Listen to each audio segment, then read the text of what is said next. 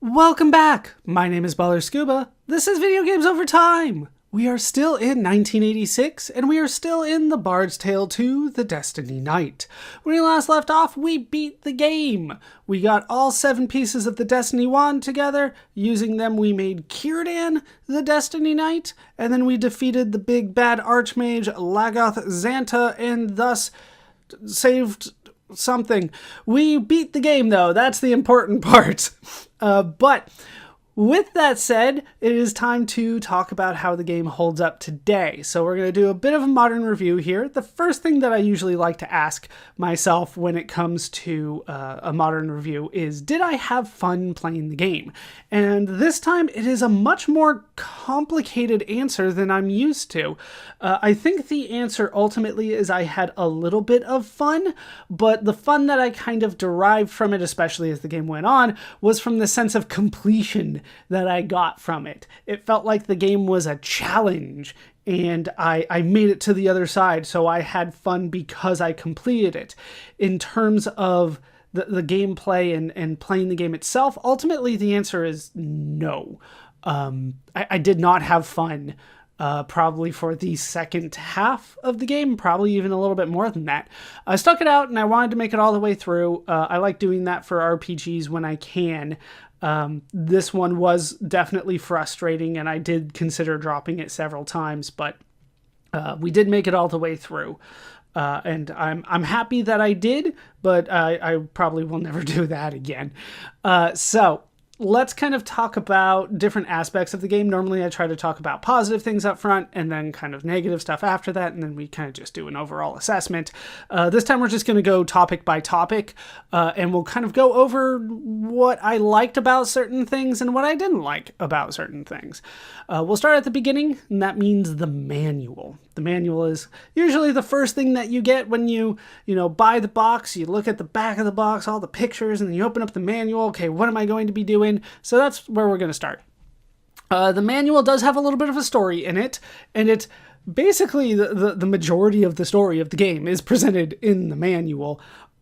There's a little bit more in the game itself, but ultimately the manual is basically the overall story of the game. Outside of that, it's really only useful as a reference guide. You can find your spells and the bard songs in there, and then they'll give you a separate card with the controls on there. I wasn't able to find that, but eventually I found somebody that told me what the controls were. But you do need the manual for passwords in the dungeons. There's, I believe, 1 or 2 times when they basically tell you, hey, look in the manual under here, under this heading, and you'll find the word that is the password for the dungeon. So you do need the manual, but ultimately it wasn't super useful outside of a reference guide, especially since the game never tells you what spells are, right? They just tell you, hey, you've learned level 5 spells, and it's like, okay, great, what are those? Well, you have to go back to the manual to figure that out. I will also say that I reread the manual a bit. I skimmed a lot of it this second time through. It does actually give bad advice. In particular, the one that stood out to me, it got the ending of the game wrong. It said that we had to defeat Lagoth Xanta first, and then we could become the Destiny Knight. And that's not how the game ends inside the game itself. You make the Destiny Knight first, and then you defeat Lagoth Xanta. So if you went by the manual, you might not figure out how to do the ending of the game. And but yeah, there were a couple other smaller things, but that one seemed kind of big to me. So the manual, it's not great, but it's not bad by any means. You don't always expect a lot from a manual, but considering that this is the only place where we got a lot of the information about the world and the story, I kind of wanted a little bit more flair to it. So then let's talk about the story. Story is usually the thing that I look for the most in an RPG. It's the thing that I like the most. It's my favorite part of an RPG. The story in this game is minimal. It's basically get the MacGuffin and win. If you're not familiar with the term MacGuffin, it's a term coined by Alfred Hitchcock. Basically means it's the thing that you need to get that will solve all the problems. And that's apparently what the Destiny Wand was in this game, right? Where it's just you get all of that together and you become the Destiny Knight, and that's basically how you win. There was a twist ending. It didn't feel like a twist. I probably didn't play the game right. We'll probably talk about that a bit. I did not play the game the right way, right? That's not... I didn't play the game the way that the developers originally intended. So I was supposed to be going to the sage basically all the time and giving him loads of money to give me clues as to what to do next. That's how the game's supposed to be played. So then when you get to the end, finding out that the sage was Lagos the whole time is kind of a big deal. But because I just went through the game and kind of always knew where to go because I had guides, it didn't feel like that big of a twist. I was like, oh yeah, that one guy I talked to that one time, oh yeah, he ended up being the bad guy. Like, oh, okay. But ultimately that I still don't understand Lagos Zanta's motivation, right? He's probably trying to take over the world or something like that. But why was he kind of helping us? Were we trying to get the Destiny Wand together so that was his goal to take it from us after we got it, and that's why he was trying to help us? It didn't really say, right? Then kind of the ending, because that's basically all there was of the game. There was a beginning and an end. There's not really a middle when it comes to the story. What was the point of becoming the Destiny Knight? Like, I feel stupid for asking that. Like, maybe I missed something, but as far as I could tell, Círdan basically just got a couple points of AC. Like, I don't even remember, like, more spell points or anything like that, just a couple points of AC. So what was the point of becoming the Destiny Knight that was better than, like, a helm? And why did it have to be an Archmage? Why... It's a Destiny... I guess it's a wand, so it has to be an Archmage, but it's weird to me that in a game called The Bard's Tale, the Bard is almost never relevant. And that's what it felt like this time. Like, we had Mary along for the ride, and I barely used him except to play a couple songs here and there. I feel like in a game called The Bard's Tale, the Bard should be the lead, and that it turns out the Destiny Knight needed to be the Bard instead of an Archmage. Maybe instead of the pieces of the wand, we could have assembled the pieces of a flute or a piccolo or a mandolin or a pan flute, like something that the bard would then have to play. It's just odd choices for me that the bard ends up being kind of an afterthought in the game, outside of like, oh, I need light. Oh, the bard can do it. Otherwise, it's just weird. The bard's like basically not really even there during the fight. Then we can talk about the world.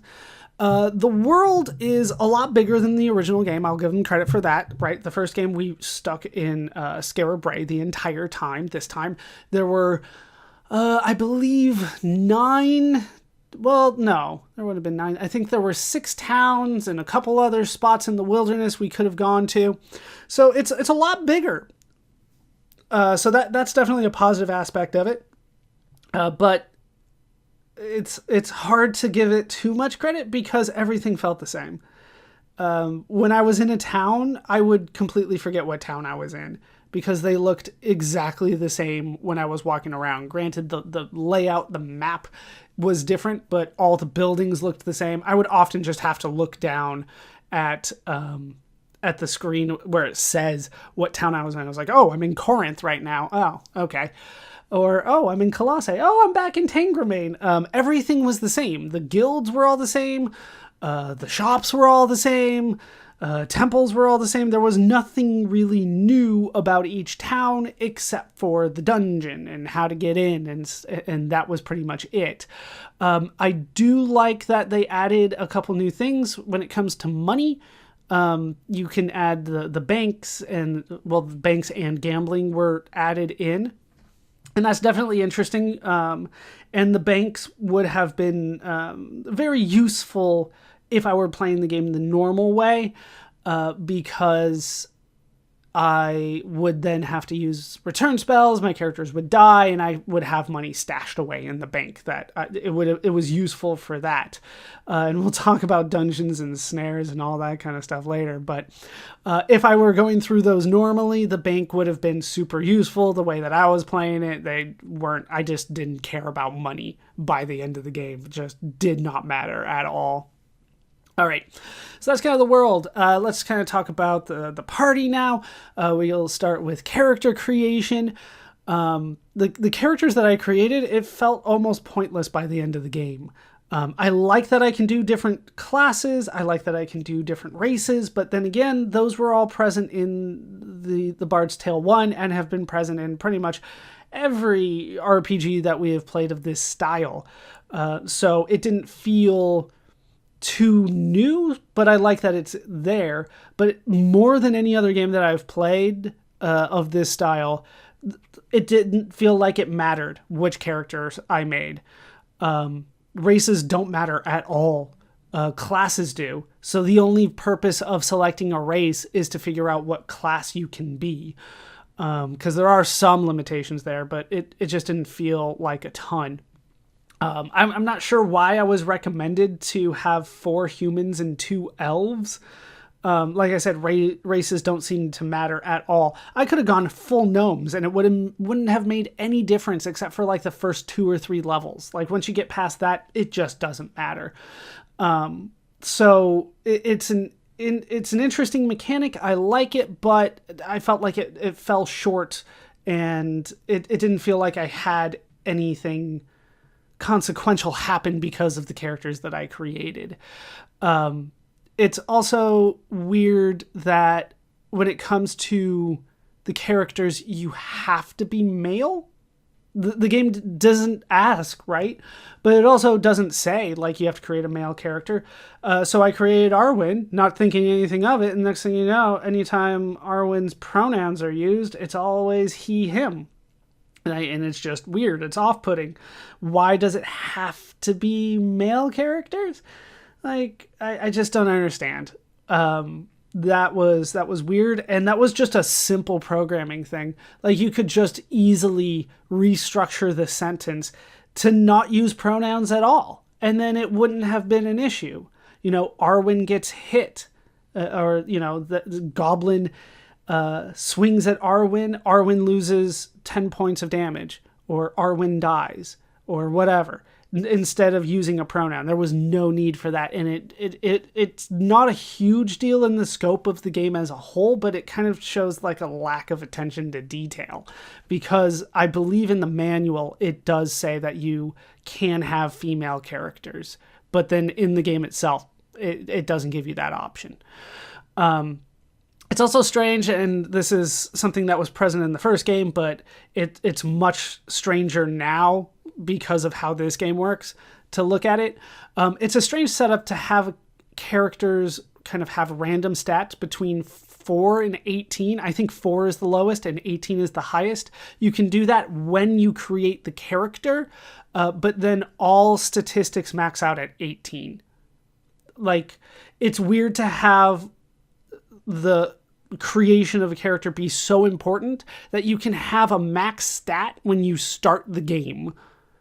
Or you can have a stat that'll take 14 levels up before you can get to max.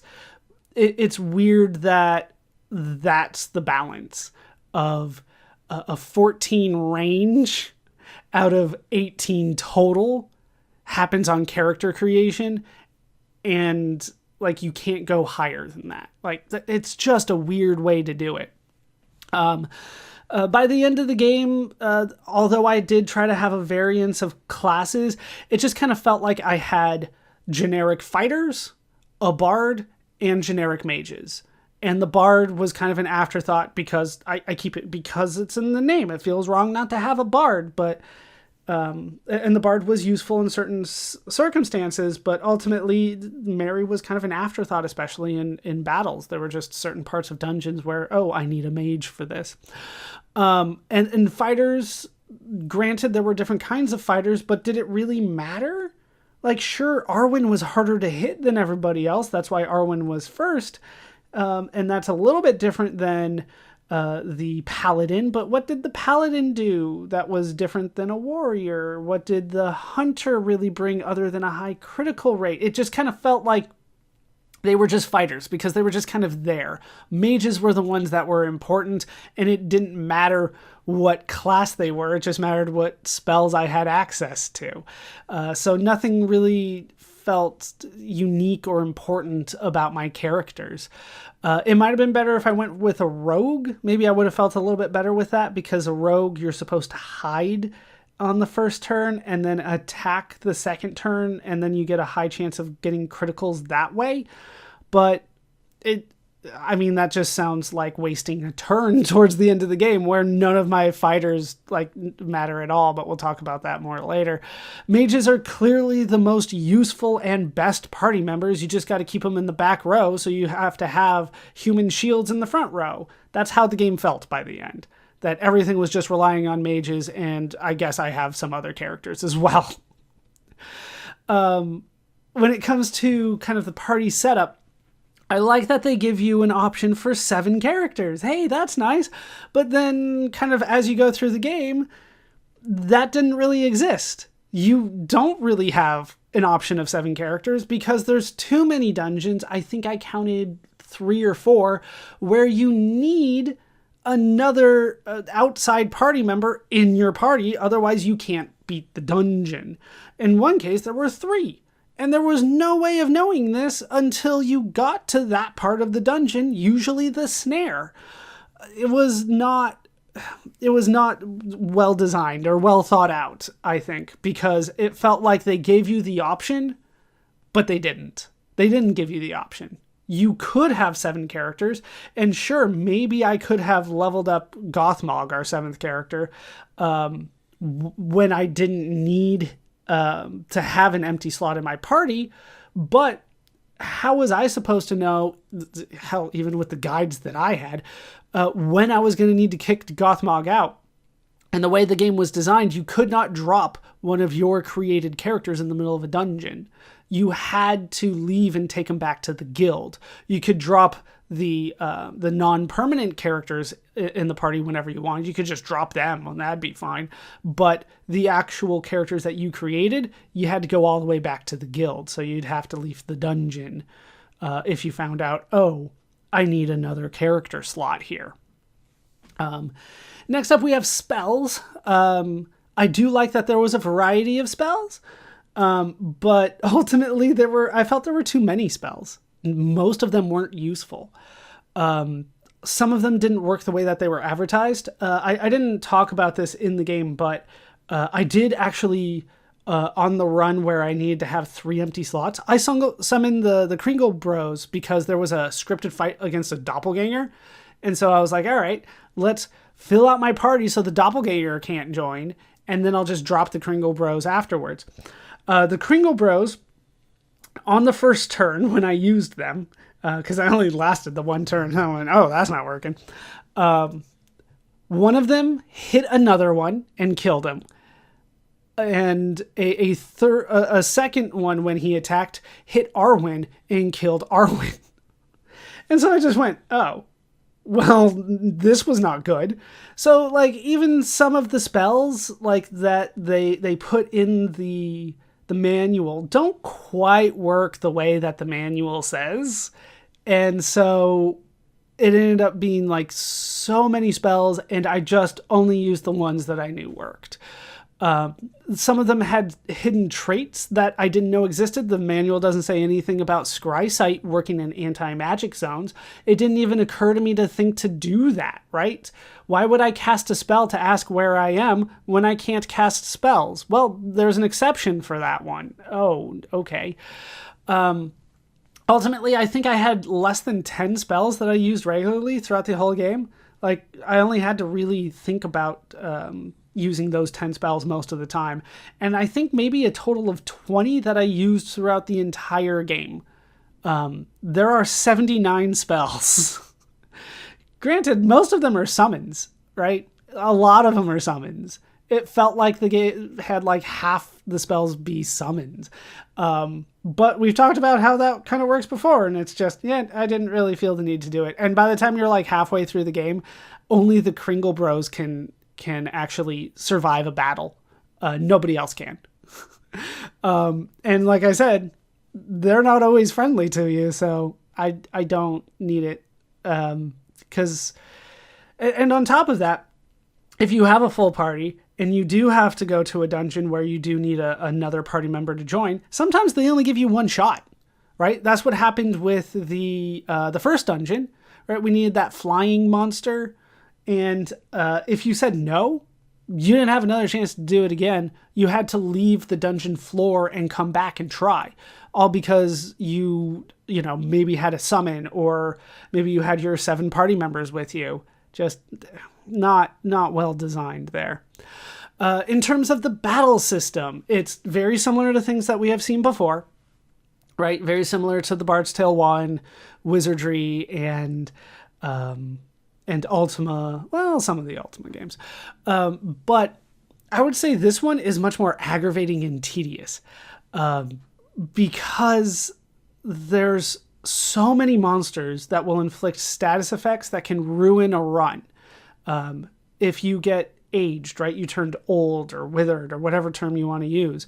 There's no spell that will get rid of that. Not a single one. Not even that dream spell will get rid of it. Even at the end of the game, if you get hit with old, the only way to cure it is to go to a temple.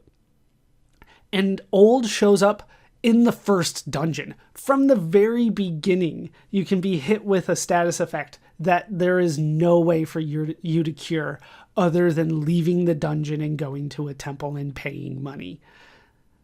I don't think that's right. I don't like that. Let alone like stone, which takes forever to find a spell that you can cure.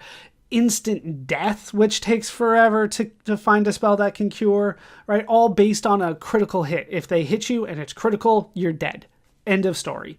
And there were definitely enemies that anytime they hit, it was critical. Like the Slayers, they worked that way.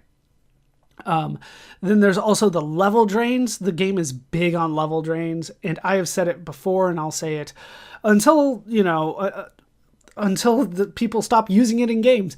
I believe that level drains is a mechanic that should be banned. It should never exist in a game.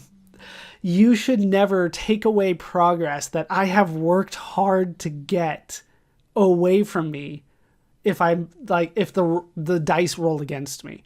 It's one thing like, oh, you died, okay, you can reload the save. It's another thing of, yeah, that level that took you 5 hours to get, that's gone now. Good luck.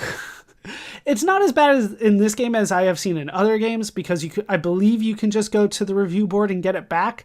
But once again, if I get hit with a level drain, I have to abandon the run. I have to leave the dungeon, go to the review board, get it back, heal up, all that kind of stuff, and try again, all because an enemy hit me. I believe at one point I was doing some level grinding and I encountered, I think it was 15 bog wraiths. I think that's what they were called. And they will level drain you. And the level drain attack has a different accuracy mechanic than the rest of the attacks in the game. Because normally at that point when I was level grinding, like melee attacks almost never hit me. Maybe like probably less than 5% of the time. Of those 15 that attacked, 10 hit me and drained a level. So clearly that's a different mechanic. I think Aragorn got hit 6 times. Him alone lost 6 levels in that first turn before he got to go first.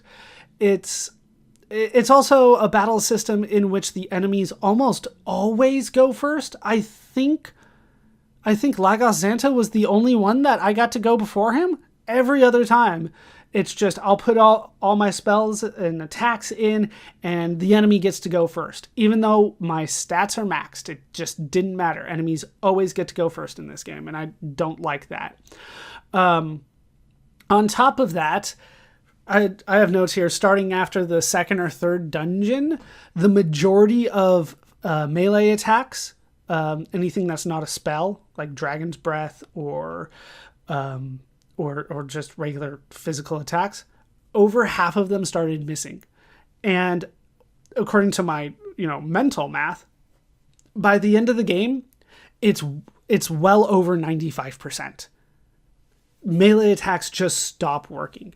So because the battle is already slow and you're fighting like 30 enemies and they all get to go first, and sometimes they all cast spells or do something that hits your entire party, battling is so slow that even at 13 times speed on the warp that I was able to get in this particular version of the game, it still felt like I was going really slow.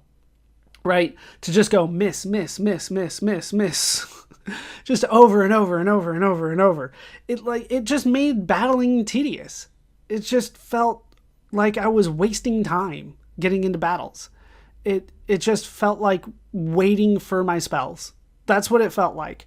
You're just waiting for your spells because your physical attacks almost never hit. Don't rely on it. If your monk is able to land a shot, great, good job. But you're not expecting it ever. You just don't count on that to happen.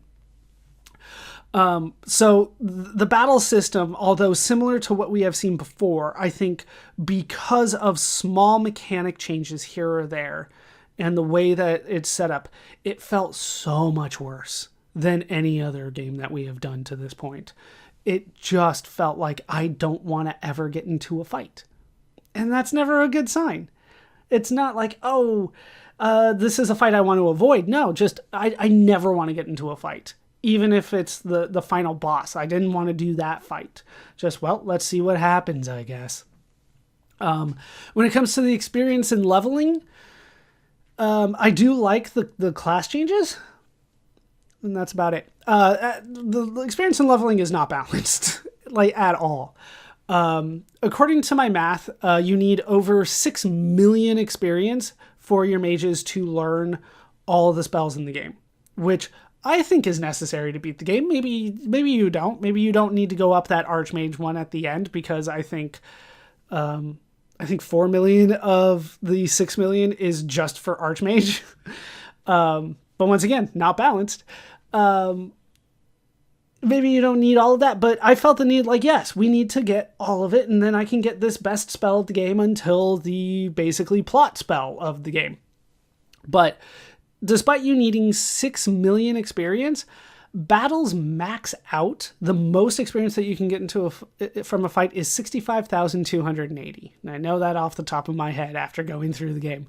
And some battles, especially the ones against those dream mages, they can max that out starting about halfway through the game. So what's the point of fighting anything harder than that if that's the max that I can get? And it would only take maybe 10 turns sometimes of just waiting around for those mages to cast all those spells, all those summons that would then be disbelieved, and then boom, we're done. Maxed out experience. So it just felt broken, the experience and level grinding of the game. And if you're not careful, you can lose a lot of experience on your mages when you switch classes, because it goes back down to 0, which is not a big deal until you need 4 million experience for Archmage. Then it's just wait, I already have half that on my other characters. Yeah, but you reset, and so start again. And there was that one time right at the beginning of the game, we went through the first dungeon. I got 400,000 experience and ended up wasting most of it on my mage characters. Just not the way that I would do it. I will say that there is a way to skip a lot of the early level grinding that you would need for the game. You can import characters from, the manual says Wizardry, the Bard's Tale, and Ultima 3. Ultima 3 being the only one with a party, so that makes sense there. But the fact that they kind of encourage you to you can skip ahead. I believe you would still need to switch classes though if you did that, and you would still need a lot of experience to get everything that you need, but you can skip some of the early stuff by importing characters from a previous game, which it felt wrong. It feels wrong to do that, even though the game kind of encourages you to do that.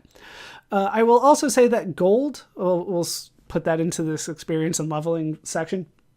Gold is completely unbalanced. Basically, you need it to start the game, and then you never need it again.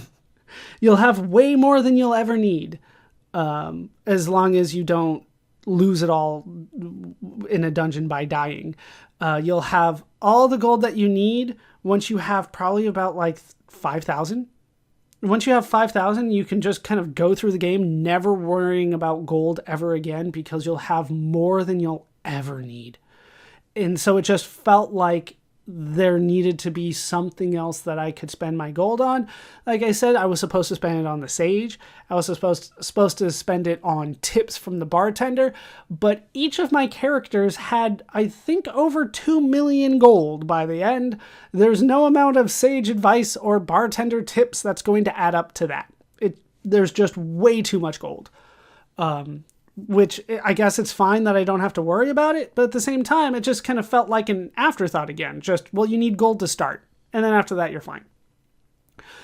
In terms of equipment, there were a lot of very different items that, different levels and different characters could equip different things. I still couldn't quite figure out why adamantium could be equipped by some characters and not others, and then diamond was other sets of characters and not others, and those didn't line up. I'm not sure. But it just felt like everything was the same. It just kind of felt like, well, here's the next level. If you can figure it out.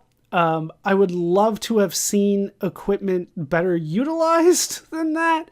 I would have loved to see that you go to a different shop in a different town and they have different equipment for you to buy instead of the same shared inventory across all different shops. It just didn't.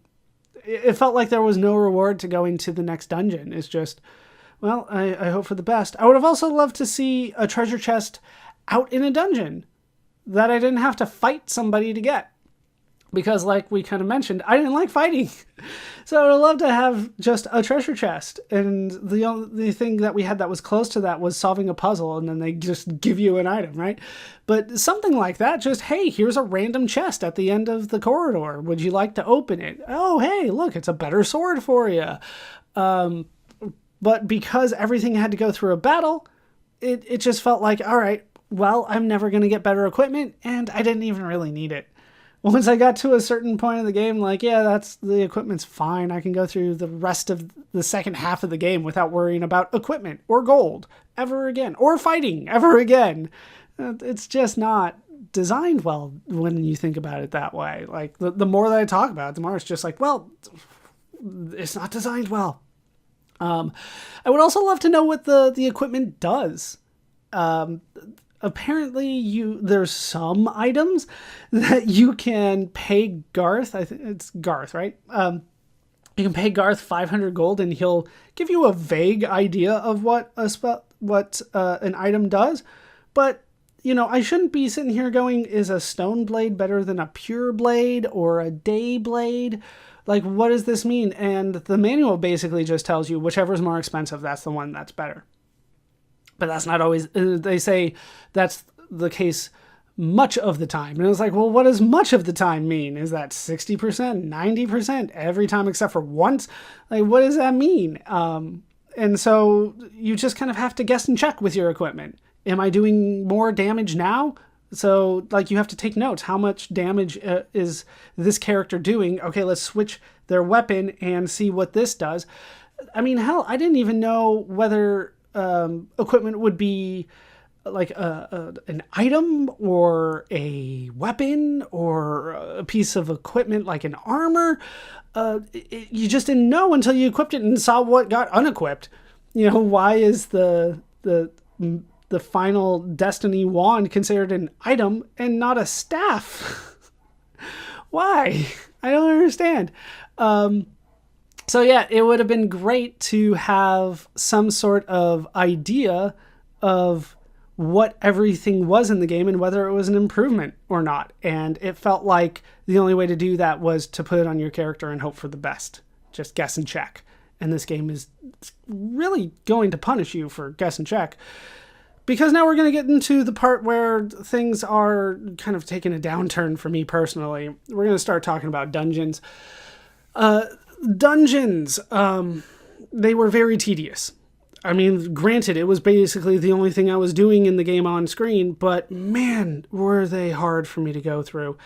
Granted, I had guides in front of me that made it somewhat easier, but they couldn't be relied on. That's a whole different thing. That's not the game's fault, but there wasn't a lot of variation in the dungeons.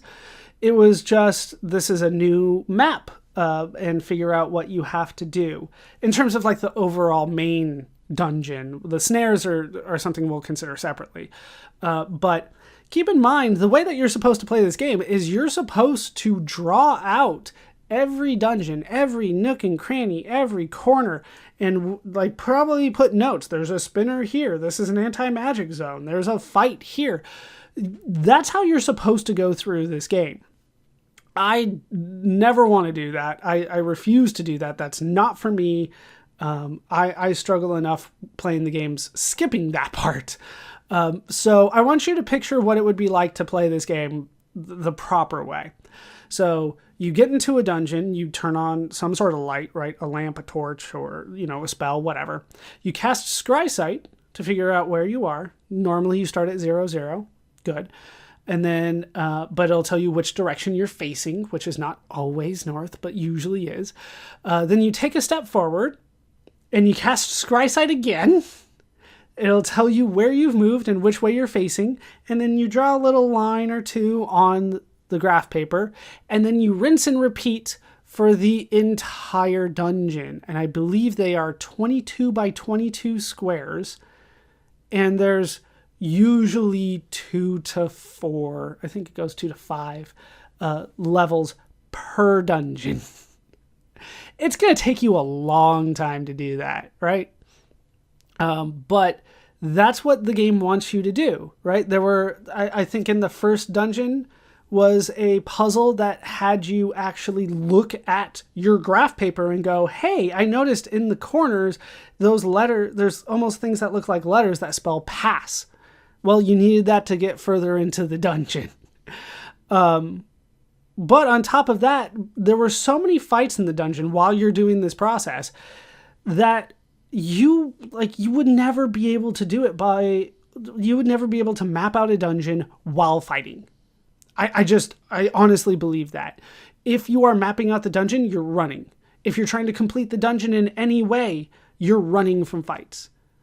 Because you don't have enough spell points to make it through a dungeon while fighting.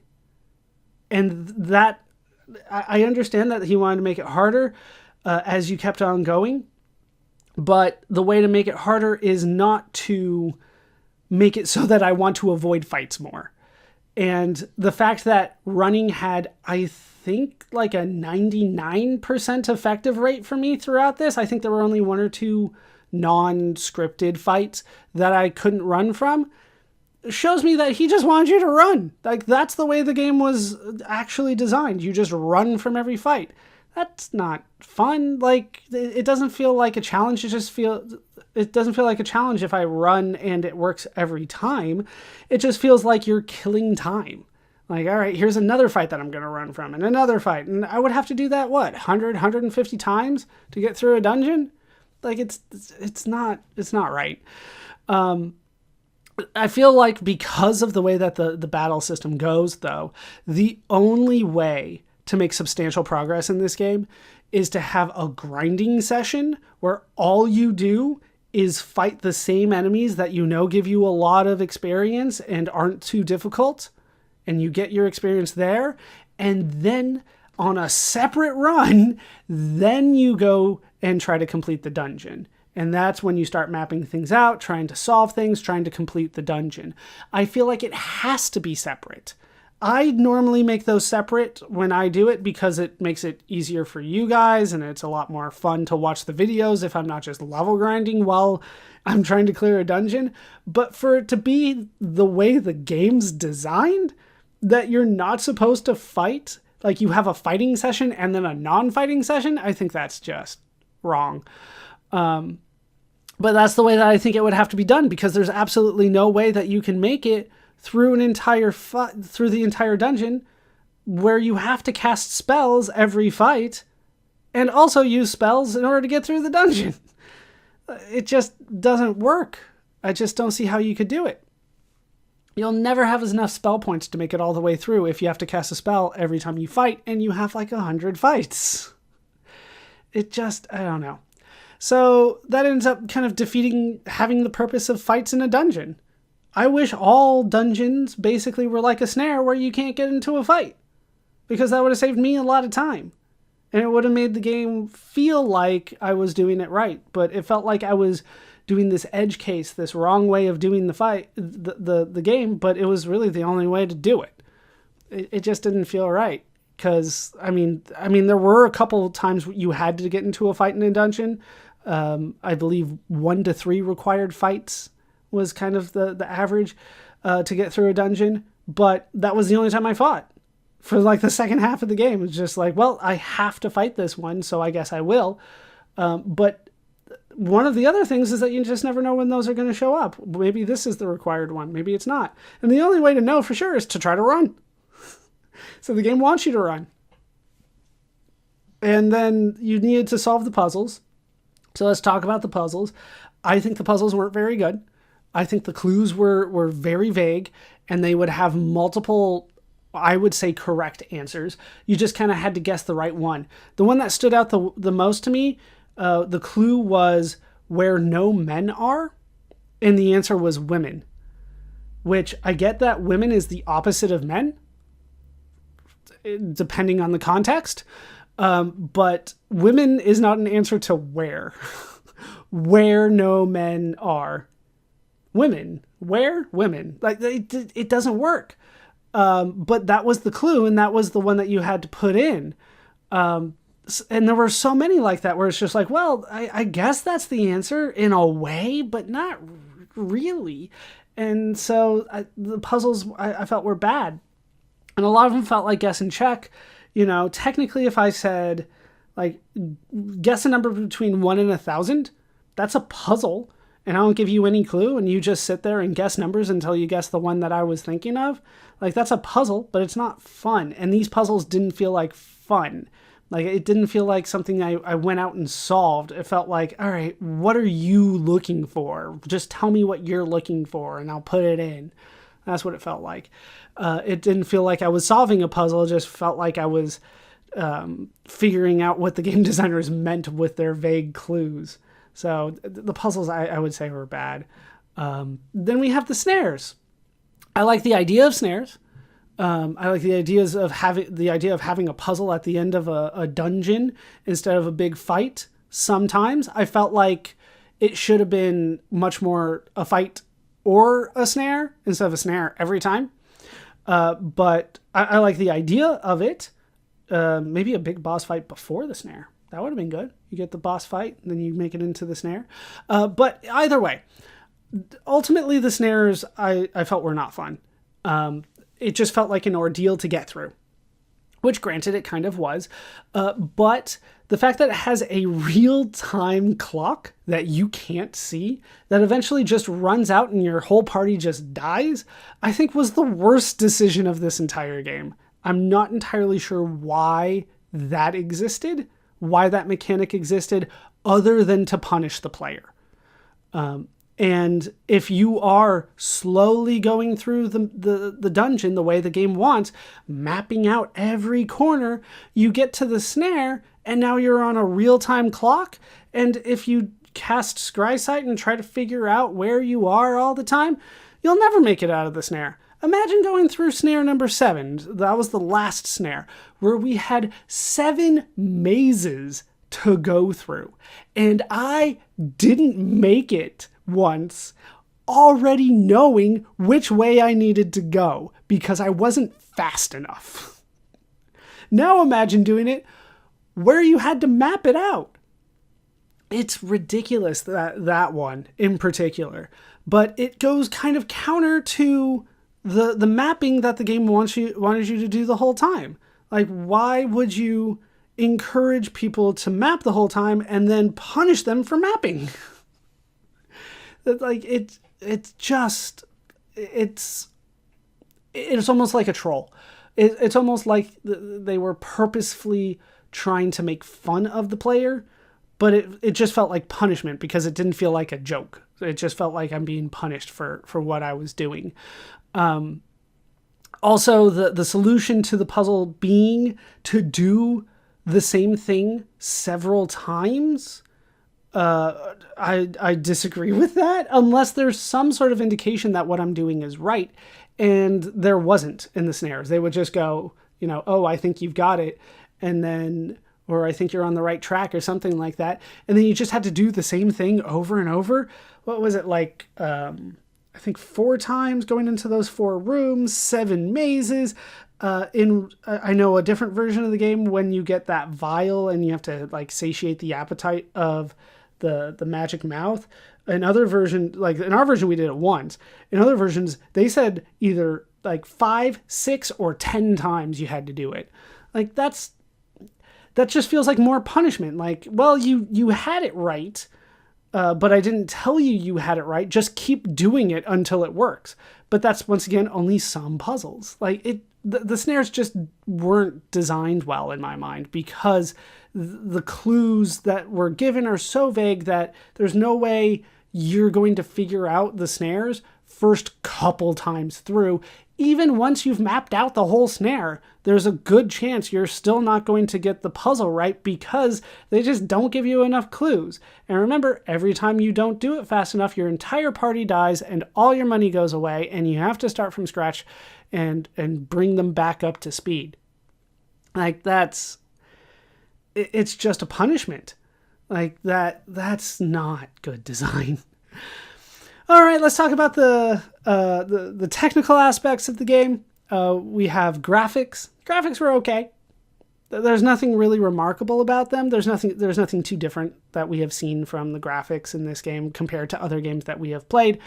I believe several of the sprites were used in the first game were brought forward into this game. I could be mistaken about that because, like I said, they're kind of unremarkable, but I felt like I was seeing some similarities between the two games. It felt like similar sprites, if not the same sprite. Like I said, I could be wrong. I would love to see some more variety. Basically, I was looking at the same 20 to 30 sprites throughout the entire game. Like even a color swap. Like, oh, this is a blue goblin. That must be harder than the green ones I was fighting before. Something like that. I would also love to see them find a way to give me the sprites for every character that I'm fighting. Instead of just the first one. Right? These are the closest ones to you. This is Group A, so this is the only sprite you get to see. As a result, we never saw Lagoth Xanta's sprite because Aragorn he critical hit him, and he wasn't Group A. He was Group B or C, so we never saw Lagoth Xanta. Right? Like, let me see the other sprites. I don't know. I feel like, like I said, everything just kind of felt average. And so I will probably forget the graphics of this game. And I probably won't remember what these are pretty soon. Just like, oh, I kind of remember what that looks like, but not really. In terms of the sound, I muted it. That's never a good sign, right? When I mute the sound, it's because it was grating me. The introduction song grated me a little bit, but the bard songs, those were very grating on me. So that I did not want to hear that. I could not imagine playing this game with sound on the entire time, going through the dungeons, especially mapping it out with like the same 10-second loop of the bard song just going over and over and over and over again. I can't imagine doing that. It was ridiculous. There might have been an ending one. I never tried it. For the record, I never used the last disc now that I think about it. But yeah, the songs I don't think were good, and maybe that has a little bit to do with the hardware that the game is on, but ultimately you got to work with what you have, and nothing was better than the sound that they gave me. I appreciate the effort in trying to make something that would work for this kind of medieval type game. It did kind of fit that setting, but it was grating on me. And I can't imagine going through the game with those on. So overall, I would say this is not a good game. It's just not. It has aspects of previous games that worked well, but I think this one did not work well. It felt like a game that started with an idea and failed to deliver on it. Because it's a sequel, it makes me wonder if the first game's success was a fluke, if that they made that first game, it turned out to be a big hit, but they don't know why. And so they tried to expand on the things that they thought it was, and they guessed wrong on what people liked. They tried some new things, and I would say almost all of them failed. All the new things in this version of the game compared to the first one, I don't think it worked. The only thing that really worked is, well, it's bigger, it's more, but it's not fun. It's not fun to play that more gameplay. And so it doesn't matter how much more you put in. If it's not fun to play it, then it might as well not be there. I would say it's a far worse game than the first game, which is hard for me to say because, the first game I enjoyed to some extent, but this one I think is far worse just because it made so many more of the aspects of the game seem wrong. It just seems wrong, so many things that were going on in this game. And maybe I'm being really harsh on it, but like I said, I've been frustrated with this game for, how many videos? I think this is 11, so several weeks. I've been frustrated with the game, just wanted to kind of get it done. And I had somewhat good expectations of it, and it just didn't hit it. Like I said, it did try a few new things, but it's just not as good as the first game because everything just kind of didn't work the way that it was expected. And I know this sounds condescending, but it is difficult to figure out who this game is for, right? A lot of times I try to do a recommendation, well, like, if you like this, then you'll like this game. I'm struggling with that this time. Is it for people that like mapping? Well, if you like mapping, right, this game does have a lot of mapping for you, but it's also going to punish you for mapping. So it's probably not for people who like mapping. I mean, that's a required part of the game, but if you're going into the game thinking, I can't wait to map this all out, you're going to be punished. Not only in the snares, but in blindness with spinners everywhere. You'll be casting Scry Sight constantly, getting in fights that you're running from, so it's just going to feel annoying. It's like, this is just taking so much time, right? Is it for people that like RPG battles? Not really. There are some battles at the beginning that you got to get through, similar to other games that we have played, but the second half of the game, you're not fighting. And anytime you want to make progress in the game, you're not fighting. You're just running from everything. So it's not really for people that like RPG battles either. Is it for people that like stories in RPGs? That's me.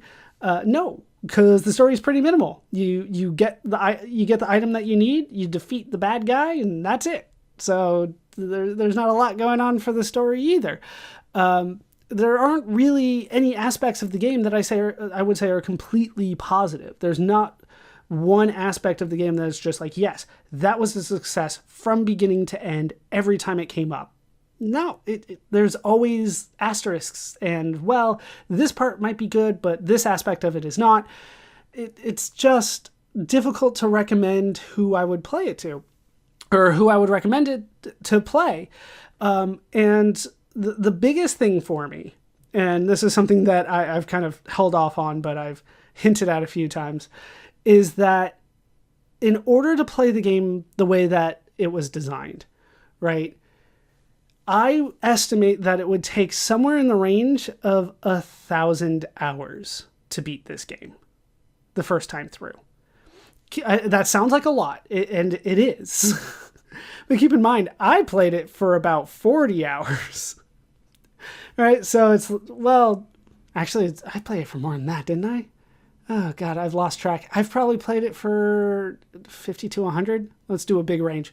I did it for about 50 to 100 with guides, with cheats, knowing what I was doing, speed ups, all that kind of stuff, it still took me that long. So 1,000 hours. Remember, you would have to map out every part of the game, the wilderness, the towns, all the dungeons. You would have to draw everything out, put little guides to yourself. So it's like, oh, T for temple. You would have to do that. You would also have to solve the puzzles. So every time you got something on the screen that seemed like a clue or anything like that, you would write that down. And you would have to write that down and try to interpret it the way that the game designers did, because you have to solve the puzzles, and those aren't easy to do. And keep in mind, you would have to do this on multiple trips through the dungeon. I mean, this 1,000 hours probably doesn't even count that you would want to fight the fights in the dungeon. You're still ignoring that. Like, it'd be way longer if you were doing that. You would still have to guess and check. You would have to figure out, okay, is this item better than this other item? And that's a guess and check. You would have to take notes and do that along the way. You would have to do all the level grinding. You would have to figure out spell effectiveness, what works and where. And you would have to get lucky in several fights. I would do save states, right? If I got unlucky in a fight, boom, in a fight, we would just go back and try it again. But if you're doing this the way the game designers intended, if you lose, you have to go back to town, Tangramain in particular, bring back your party, heal them up. That, because you lost all your money, that might mean you have to go to the bank or create new characters, get into fights, get money so you can heal everybody, and then do the whole dungeon again to that point. So you would have to get lucky in those fights, because there are some enemies that can one-shot your party member or your entire party if the dice go against you. And keep in mind, every time something goes bad against you, something doesn't go your way, it's going to take you probably an hour to get back. So 1,000 hours. At 1,000 hours, and that's probably a low number, but at 1,000 hours, that's a full-time job, 40 hours a week for 6 months. That is a lot of time in this game. And granted, at the time, in 1986, that was seen as a good thing, right? Ooh, this is a game that it'll take that much time to do, that you're getting so much value out of your dollar here. But from a modern perspective, that sounds like a nightmare to most people. And it sounds like a nightmare to me. And I like long games. I don't balk at a 100-hour game. Oh yeah, as long as I'm having fun the whole way. But this game, I'm not having fun playing it. So the thought of playing this game for 6 months full time, like it's a job, sounds worse than an actual job. And this is a game that should be fun. And it feels like it was on the precipice of being fun, but it failed in so many aspects because things weren't tested, things weren't thought through, that it just feels tedious and unnecessary. So ultimately, I would not recommend this game to anyone. If this is a game that sounds really good to you, there are a lot of other games that are better, right?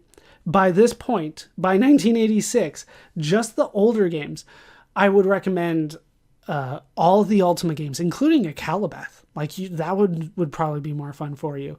All the Wizardry games, there's 3 of those, 5 Ultima games if you count a Calibeth. There's the Bard's Tale 1, there's Might and Magic. That should eat up a lot of your time. That's what? I lost count. 4, 7, 8, 9. That's 9 other games. This is by a mile lower than all of those. This is not worth your time. And if you are interested in doing this game, I would recommend, I would normally recommend guides, right? That's what I normally would recommend. But as you kind of saw throughout the whole thing, I had to piece together pieces from 3 different guides just to make it work so I could beat it. And still not fully understand how I beat it, just to beat it. Like, okay, so this guide says I need to go north twice and then give this clue. I do have to go north twice, but the clue doesn't work. All right, this one says to go north once, which doesn't work, but it gives me this clue. Let's try that clue. I was piecing together things like that for weeks now. So it was harder for me, and maybe that has tilted me to be as negative as I am about this one, but man, it really is difficult for me to want to recommend this to anybody for any reason. So I'm not going to. Don't play this game. Watch highlights. If you watched this series, thank you. You've basically played the game, except for the level grinding. But this is a game that I would not recommend. This is a game to be avoided. And that's my modern take on the game. When the game was released, The Bard's Tale 2: The Destiny Knight would be relatively popular, but ultimately not as successful as the original Bard's Tale. Critics at the time had mixed opinions about the game. While some saw the game as a good sequel to the original, others found the game too difficult and frustrating. As time has gone on, the game has retained its mixed reputation. While some have said it is one of the best RPGs to play, others have commented on the game's difficulty and repetition as drawbacks. The Bard's Tale 2 would see ports and sequels. We will keep an eye on some of these as we continue. As for Interplay Productions, they would continue to create video games. We will hear from Interplay Productions again. As for Michael Cranford, while he would continue to create video games, there would be issues at Interplay, so we may hear from Michael Cranford again, if perhaps only briefly. That will do it for the story of The Bard's Tale 2 for now. My name is ballerscuba. This has been Video Games Over Time. Thank you so much for watching, and I hope to see you in our next video when we grab our bow.